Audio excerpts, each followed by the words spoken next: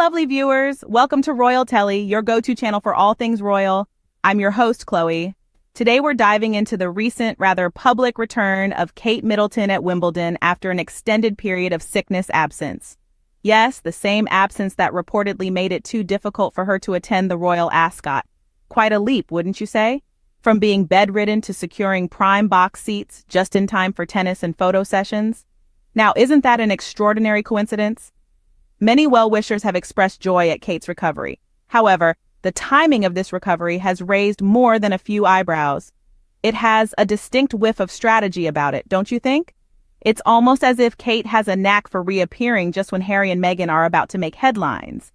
A major Sussex project on the horizon?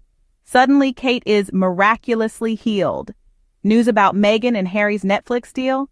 Kate is ready to grace Wimbledon with her presence. Kate's attendance at Wimbledon is as predictable as the British reign.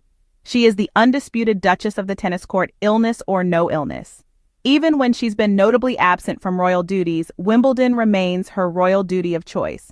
She may have skipped the Royal Ascot and other working engagements, but Wimbledon? Absolutely not.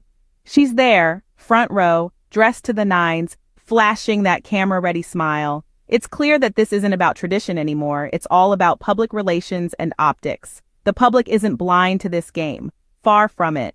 The comments section is swelling with observations and critiques, from accusations of Kate attending Wimbledon purely for visibility, to comparisons of her productivity to the least productive staff member at a farm. This isn't cruelty, it's frustration. Frustration at the spectacle, the strategy, the game. Isn't it quite a coincidence that Kate always seems to surface when Harry and Meghan have something big coming up? Now let's dive into Kate's. Over the years, Kate's presence at Wimbledon has become a predictable constant, a tradition of sorts. Yet, it's interesting to note that while she manages to find the strength to grace Wimbledon, she has often been conspicuously absent from other royal duties. Her absence at the Royal Ascot, for instance, didn't go unnoticed. Neither did her skipping of other work engagements. But Wimbledon, well, that's a different ballgame altogether. Whether unwell, absent, or allegedly recovering from a serious illness, Kate never fails to show up, impeccably dressed and ready to flash a smile for the camera. It's almost as if Wimbledon is her sanctuary, her safe haven, where she can be the Duchess without the weight of the crown. However, the public isn't blind to this selective participation. Their perception of this royal duty of choice has shifted, and the murmurs of discontent are growing louder. Comments are flooding in, accusing her of attending Wimbledon merely to be seen, to maintain her image in the public eye. Some have even compared her to the least productive staff member at a farm, reaping the benefits while doing the bare minimum. It's clear that the public's patience is wearing thin. They see Wimbledon no longer as a tradition for Kate, but as a calculated public relations move, a chance for her to maintain her royal image without lifting a finger. And the frustration is palpable. In conclusion, Wimbledon is no longer about tradition for Kate. It's about PR optics. The tennis court has become her stage, her platform to perform the role of the dutiful Duchess while conveniently forgetting her other royal duties. It's a game of appearances, and it seems like Kate is playing to win. The public's frustration is brewing, and the royal family's finances are under scrutiny. From the cozy corners of the internet to the bustling streets of London, the chatter is inescapable. People are questioning the royal spectacle, particularly the Duchess of Cambridge's selective participation in public events. The timing of her high-profile appearances, coinciding with significant developments from the Sussexes, raises more than a few eyebrows. It's like a well-choreographed dance, with Kate stepping into the spotlight whenever Harry and Meghan are making waves. But public opinion isn't easily swayed. The masses aren't blind to this game of smoke and mirrors. They've voiced their concerns, from accusing the Duchess of strategically attending Wimbledon to gain visibility, to likening her to the least productive staff member at a farm, reaping the benefits while doing the bare minimum. This is not a case of critics being unnecessarily harsh. It's the sound of public exasperation reaching a boiling point. Adding fuel to the fire, the royal family has recently received a substantial pay raise, funded by taxpayers. The cost of maintaining this institution, which claims to serve the public, has skyrocketed, even though their engagements have dwindled. Let's not forget what these engagements often entail. Showing up, waving, cutting a ribbon, or handing out a trophy. It's not about enacting legislation or uplifting communities. It's about making appearances. A stark contrast to the Sussexes, who are working, creating, and building while footing their own bills, without any reliance on taxpayers or royal stipends.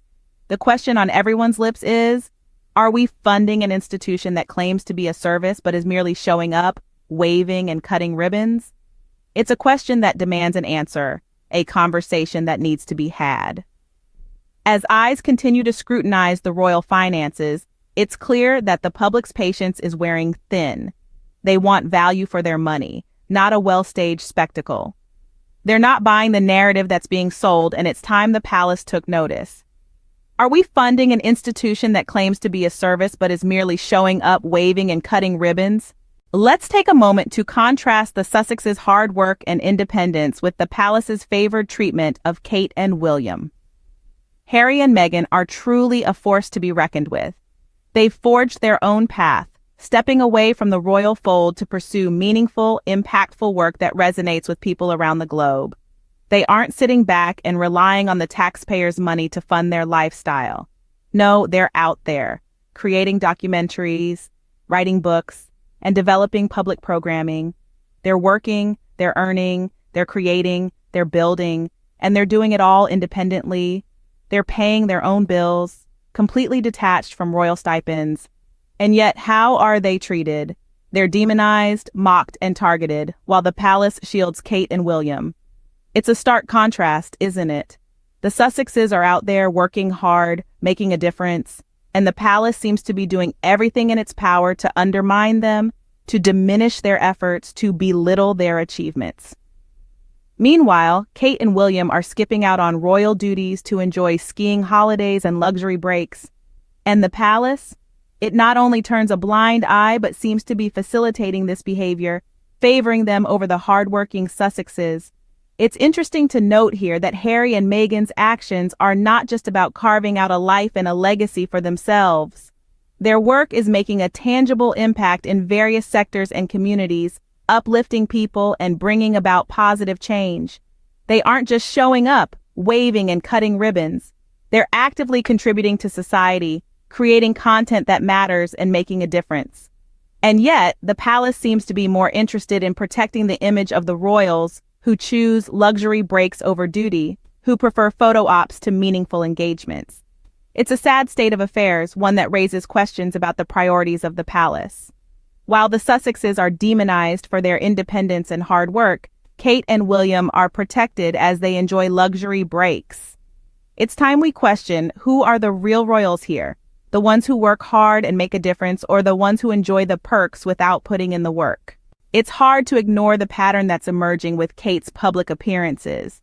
Just like clockwork, after every major event, she seems to fade into the background, only to reappear when there's a new headline to snatch. The public is starting to ask questions, they're starting to see the discrepancies, and they're starting to demand answers. So what happens now? Will the palace change tactics? Will Kate continue to vanish and reappear like a royal Houdini? Only time will tell. But one thing is for certain. The public is watching, and they're not easily fooled. The palace may think they can manage this, but the public sees the game.